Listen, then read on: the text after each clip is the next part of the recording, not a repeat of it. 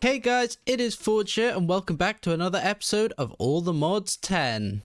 Last episode, we went ahead and we set up this storage lectern as well as this warp index from Ars Nova and Ars Editions, and this basically allows us wireless access to all of our items. And I said at the end of last episode, I was going to go ahead and set up all the drawers and all the chests for all the items to be stored in, which I have now gone ahead and done. And I also added this reverse ethereal glass, which allows mobs to pass through, but not the player, so that the bookworms can get up and down from these chests to the storage lectern. So this is all done and ready to be used now, and I've gone ahead and added a second bookworm because it turns out you can only connect 8 inventories with one bookworm, so I needed an extra one for the extra 2 chests. And if we head on down here, you'll see that I've made a couple changes back here. I've added this lever here, which allows me to turn the mob farm on and off using these lights from up here. And it's actually quite interesting trying to automate turning these lamps on and off. Obviously, you can just go ahead and right click them as the player, but to actually get them to be redstone controlled, you need to get these lamp controllers, and these aren't too hard to make, but you can basically just run the redstone signal in, and then they'll turn the lamp off where the arrow is pointing. But to get started today, I'd actually like to try and get myself one of these magnets from the Simple Magnets mod, and these will basically magnet in items and XP from around me, so I think the advanced one does up to 11 blocks away. So let's go ahead and start crafting one of these guys. So we're going to need the base magnet to start with, and this is just some iron and some ender pills, redstone and lapis, so that's real easy to make. And then we just need to upgrade it to this advanced one here, and then I believe we just shift and right click to turn it on, or do we just right click? There you go, we can go ahead and turn that on. And also there is a hotkey, but I can't remember what I have it set as, and I believe you can just wear this in your charm slot, and that'll be one of these slots here. And I think this one here as well, this universal attractor I've had on for ages, I don't actually think it works, so I'm not sure how the artifacts mod is working because it's modified by the relics. So if someone could let me know, please do, otherwise I do need to look into it. So let's just go ahead and equip this advanced magnet here, and now anything that gets thrown on the ground should just be magneted to me. There you go, that is really useful. The only problems with these magnets really is they do kind of overpower these hoppers here, so now you can see I've ended up with these arrows and these bones in my inventory. But luckily there's a fix for this. We just need one of these demagnetization coils, which will basically stop things from being attracted to my magnet within an area. So let's go ahead and make one of these guys up. So we need just the basic one to start with, and then we'll just go ahead and upgrade to the advanced one. And then I think if we just place this guy down right here, it should basically stop everything from within this area from being picked up by my magnet. So there you go, you'll see that skeleton just got killed and everything went into this chest instead of into my inventory. On top of that, I think I'd like to get one of these warp stones from the Waystones mod, and I think this just allows me to basically hold down right click and then select a place where I want to go and be able to teleport to it without having to come to my waystone over there. Although having used it, it looks like it does have a durability, which is a bit annoying, but these guys are real cheap. And I think there is a way to make this unbreakable as well, but we'll get to that probably in another episode. So at the end of the last episode, I said I wanted to get started working with some just dire things over here and getting some of these resources going. So I've gone ahead and I have dug out this room here and set it all up ready to go. And we're going to go ahead and get started getting some of this goo today and hopefully get into at least the Celesta gem. So to get started, we're going to need this Primo Gel or Primo Gel goo. I'm not 100% sure how you say it, but this is real cheap and easy to make. And then we can go ahead and we can upgrade to the Blaze Bloom goo and also to the Void Shimmer then as well. Although I don't think I grabbed any Endstone yet, but that's no matter. We can go ahead and use our handy Warpstone and head on to the end. So now we can go ahead and make this Void Shimmer goo. And what we're going to want to do with this is we're going to want to kind of feed it and then use it to spread onto different blocks to make the resources from this mod. So the first thing we're going to want to get is this raw ferrocore, and this is made from an iron block and any one of these goos. Obviously this works kind of like a tier system, so the Primo Gel goo will work for this iron one, but as we get to more advanced things like the raw blaze gold, we won't be able to use the Primo Gel goo anymore. We'll have to go up to this blaze bloom, but we can use it for the lower tiers. So I'm going to to go ahead and use this void shimmer here right now. I'm not going to bother using the Prima gel because we can just jump to here. And then we just go ahead and feed this block here and it'll go ahead and start spreading. Also, I think another reason I wanted to use these guys is this works a lot quicker than the regular Prima gel goo. And now this thing is fully covered. It should convert over in a few seconds and we've got ourselves some raw ferrocore ore, and we can go ahead and just break this up and get ourselves some raw ferrocore. And that was nice and easy to do, and we could just keep doing it manually, but I think I want to try and use these modular routers over here to try and automate this and kind of have a button that you can press and then it'll go ahead and just place down the blocks, convert them, and then auto break them. So I'm going to go ahead and do some tinkering around and see what I can come up with, and then we'll go through what I've got.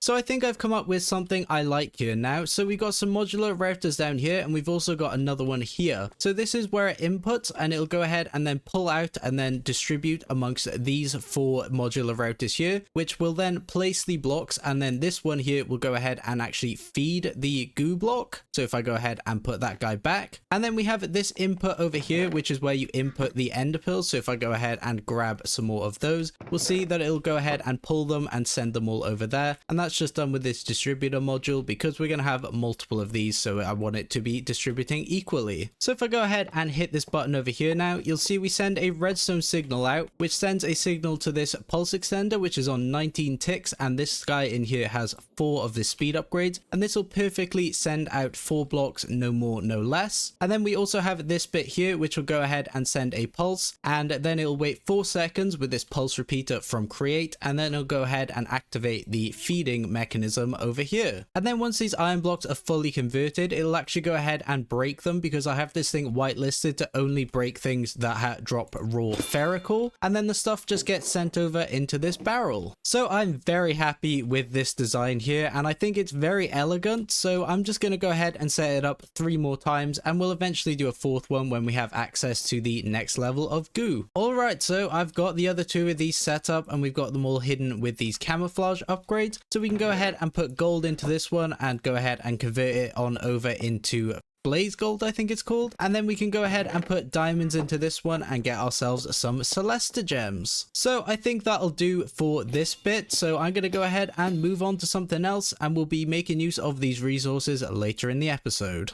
So next, I think I want to try and do some stuff in this farming area because we've been collecting stuff up in these drawers and barrels for way too long, and I think there's a more interesting way of moving them over into the barn and then storing them. And then eventually I'd like to get most of the stuff over into this storage building so we can go ahead and access it from the wireless network. Speaking of the barn, I've gone ahead and made a lot of changes in here. We've completely flipped this now because I'm going to have some stuff coming in on this wall, so I just wanted to leave it open for now. And I've also had to cull a lot of the cows because it turns out you can make like 4 babies in the time that it takes for a baby to grow up. I've also made some changes in here. We've now got this rancher ranching over here, and then we've got this modular router back here which is picking up the milk and then sending it up to a tank upstairs. And up here now we've got this advanced item collector because this is slightly more efficient than the vacuum hopper because I can kind of pick the range I want. And this inputs into this modular router which will either send these cow trophies and everlasting beef over to be stored and then trashed, or it sends the items over into these 3 drawers, and then this beef is gone ahead and cooked, and the same with the potatoes that we're going to be bringing in a second. And then they're going to end up in these 2 drawers which can only hold up to a stack because I have some iron downgrades in here. And then everything is sent over to the crafter to be crafted, and then it's sent over into this drawer which can only hold 512 of the stuffed potatoes. And the milk is also handled with modular routers, so we've got the buckets which get sent over to here, and then from here they get put on this depot, and then they get sent back over to be used in the crafting recipe again. So I think the barn looks a lot better now, and I've left some space in this corner now for what we're going to be doing with moving these items up here.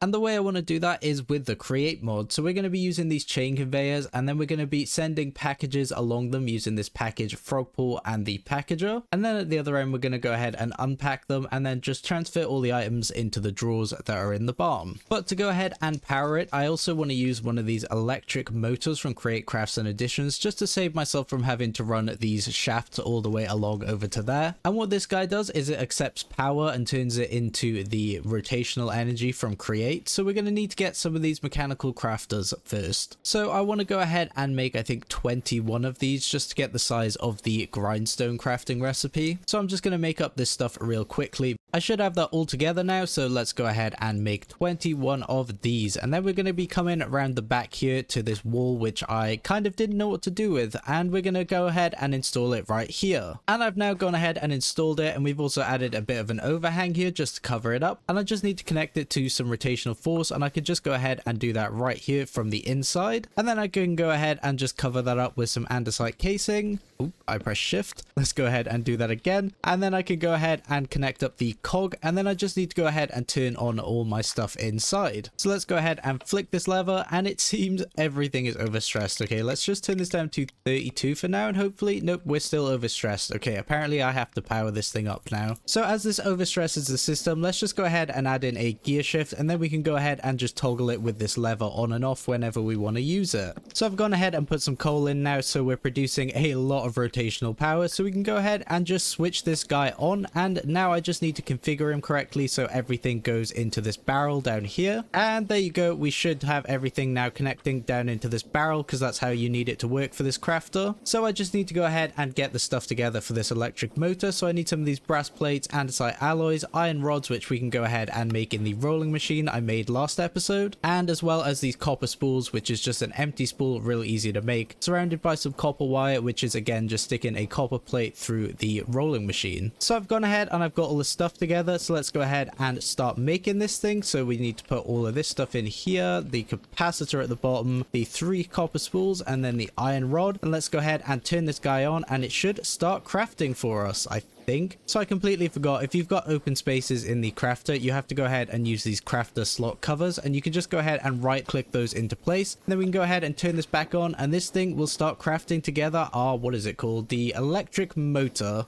So now that we got that together, let's go ahead and get us some of these chain conveyors, and I think I'm gonna definitely need more than that. So let's make a couple more of these, and I think that should probably be enough. So now that we got that, let's go ahead and make ourselves a packager. So it looks like we're gonna need some of this cardboard, and we do this by pressing this pulp, which is made by mixing saplings and water. So I've got some water in here. If we go ahead and just chuck these saplings in, it should start mixing up, and then we'll get ourselves some pulp. I'll go ahead and grab that, and then I guess we can go ahead and throw that in the press over here, and it should turn itself into cardboard. So I should have all the cardboard we're going to need now. So let's go ahead and make 4 of these packagers, and then we're going to need some of these packaged Frogports as well. And I've made one of these just for decoration already, but let's go ahead and make a couple more. And these are real simple and cheap to make, just some item vaults and some slime and an andesite alloy, and we're all good to go, I think, now. So what we're going to do here is we're going to go ahead and remove all of this stuff here for now, and I'm just going to chuck these verdant sprigs away real quick. So we're going to make use of a modular router under here, and then we're just going to go ahead and put in the speed stack upgrades, and then we'll have a puller module and a pusher module as well. And what this is going to do is it's going to pull from this portable storage interface and just put into this barrel, and then we'll go ahead and just camouflage it as well, so you don't have to see it. And now we should see all of the carrots have come into this barrel. And above that, we're going to go ahead and place ourselves a packager, making sure we shift click on this section here. And then this is just going to pull these carrots, and it's going to go ahead and package them up. And then we'll go ahead and pull from this packager with this andesite funnel straight into this packaged Frogport, which I just need to go ahead and set up and name. And now I just need to hook up some power. So I'm just going to go ahead and connect this flux point up. And then on top of that, we need to go ahead and place down the electric motor. And we can go ahead and change the speed of this guy. So let's go ahead and stick it up to like 48 just to make this a bit quicker. And then we'll run some of these guys up. So we're going to go 5 blocks up. So that's 2, 3,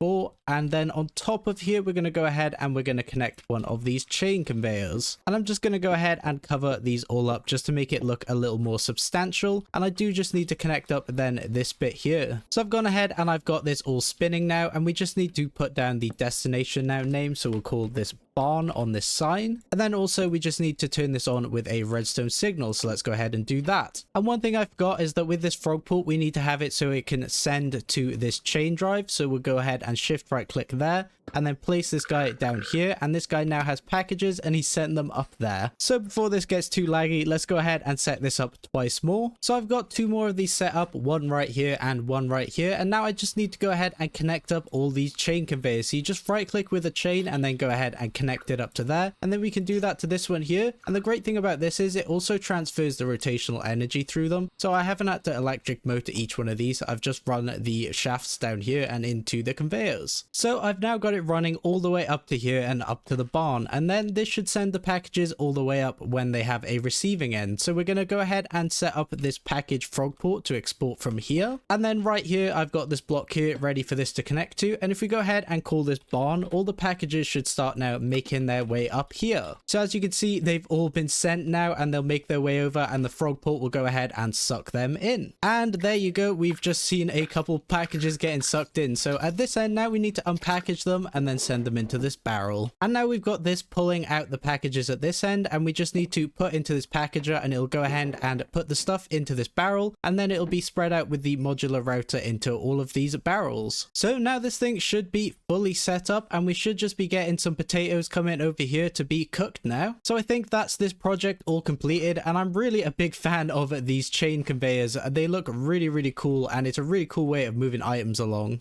So the next thing I'd like to work on today is this whole setup here, and I think I want to go ahead and upgrade it and get a lot more of these oil generators going, because we're going to need a lot more power than this thing is producing as we progress. So the first thing we're going to do to go ahead and boost our power output is we're going to go ahead and make some of this crystallized oil, because it burns for a lot more power than the regular refined oil. And the way we go ahead and make this is we just go ahead and drop a crystallized canola seed into refined canola oil. And the way we go ahead and make these crystallized canola seeds is we just go ahead and drop the canola seeds in front of the atomic reconstructor. I've already designed a setup I want to go ahead and use, and I think it just fits perfectly within the area behind this wall. So we're going to go ahead and set that up now. I've cleared out a space here now to go ahead and put this in. So I just need to go ahead and make some of the stuff we're going to need to make this guy. And the first things we're going to make are from just dire things, which is the whole reason why we set up this goo setup at the start. So let's go ahead and make a simple fluid placer. We'll go ahead and make a simple fluid collector as well, and then we'll go ahead and make it into an advanced one. There you go, just needed some more ender eyes. And then let's go ahead and make a simple dropper, or two of these actually. I'm also going to make use of these microchips from the Little Big Redstone mod. So let's go ahead and craft up some of these floppy disks, and then we can go ahead and craft ourselves 4 of these microchips. Also, I want to make use of these laser nodes. So let's go ahead and make up some of these raw logic chips, and we can go ahead and then cook these up. And now we can go ahead and make some of these laser connectors, and then we can go ahead and craft them up to laser nodes. So I've run some power over here, so let's go ahead and put down this atomic reconstructor, and then we'll go ahead and we'll put this simple dropper above,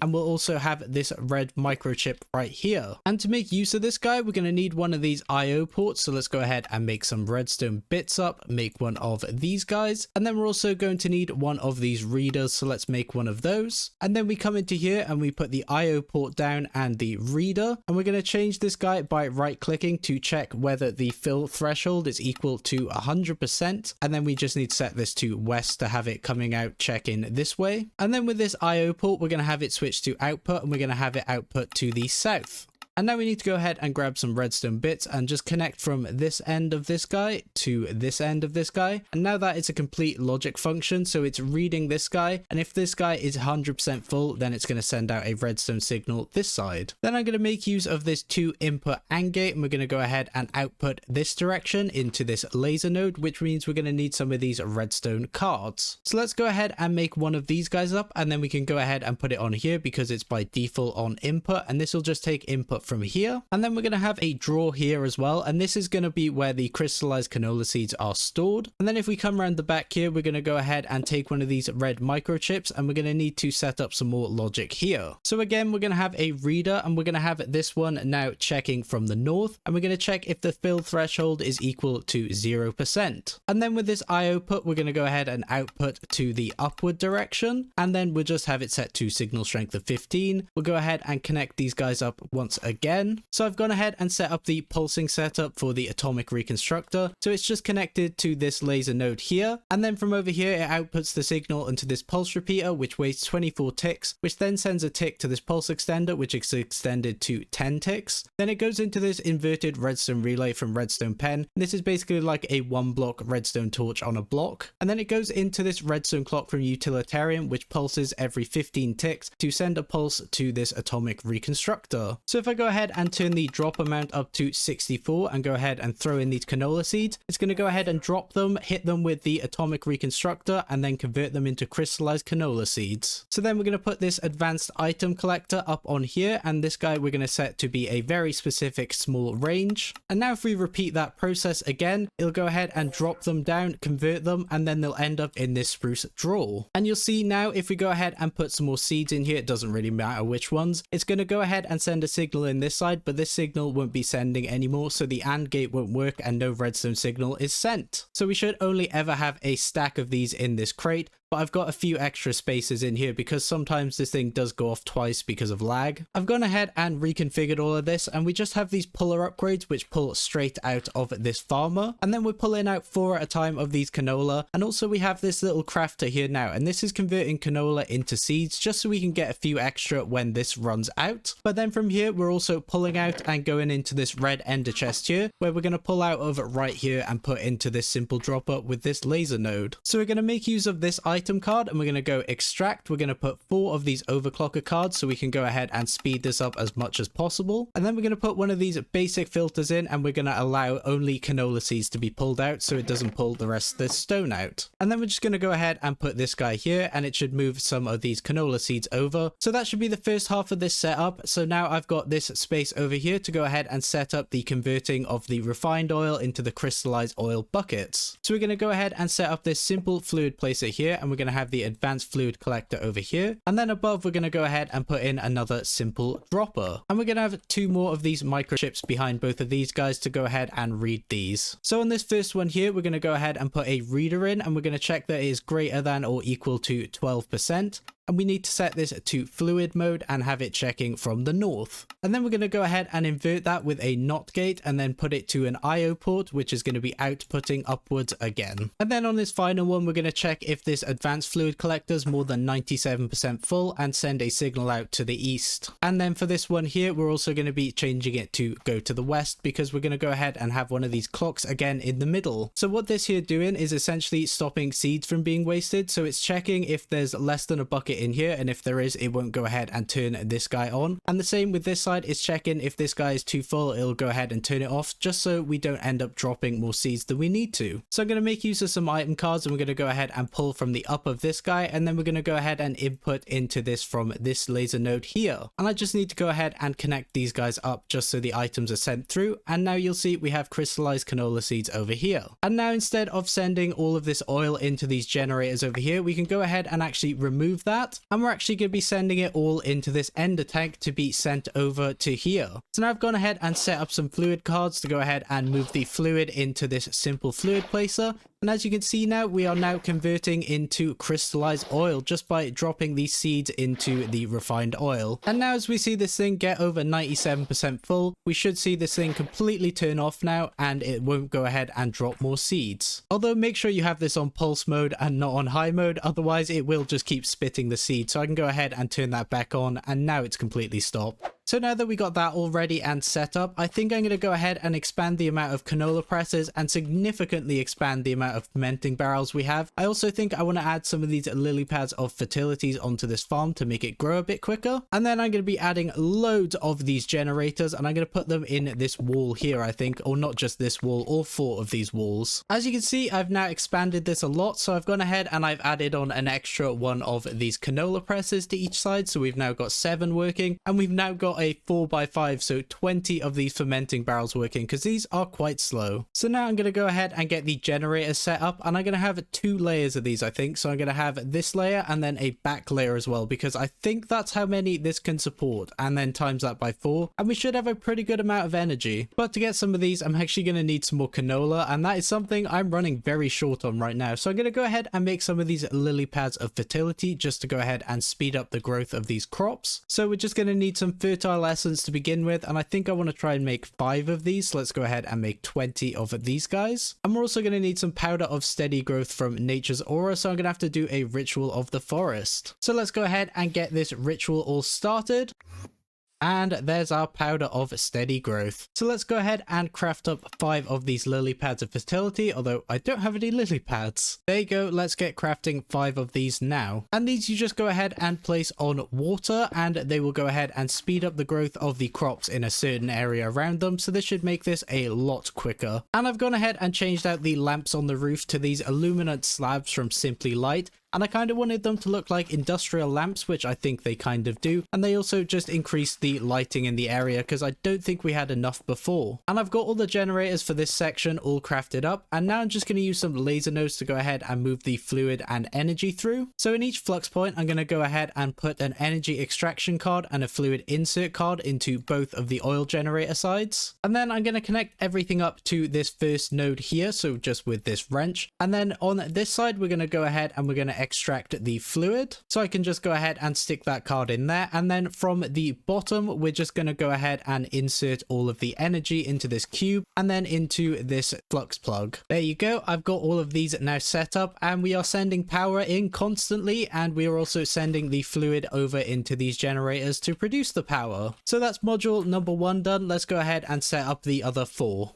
I've done some work and I've got all of these up and running, so now we should have a good amount of power coming into our system. But before we end this episode, I think I want to go ahead and upgrade all of these universal cables to the elite ones using these reinforced alloys. And to make these, we just go ahead and put some regular infused alloy in with some diamond. And to do this, we're actually going to use the enriched diamond because this gives us 80 MB per diamond, and these are real simple to make. You just make them in the enrichment chamber. So in the infusing factory, I got myself some diamond, and if I go ahead and throw these infused alloys on here, we should get some reinforced alloy. And then I've collected up all of my cables from around the floor, and we'll just go ahead and upgrade them all. And now I've just got to go ahead and reconnect everything up. And now everything should be running just fine, and we have a lot more power being produced by all of these generators, so we should be able to run these more advanced machines without needing this emerald generator anymore. So I think that's about everything I wanted to cover in this episode. I hope you guys did enjoy, and I will see you in the next one. Bye bye.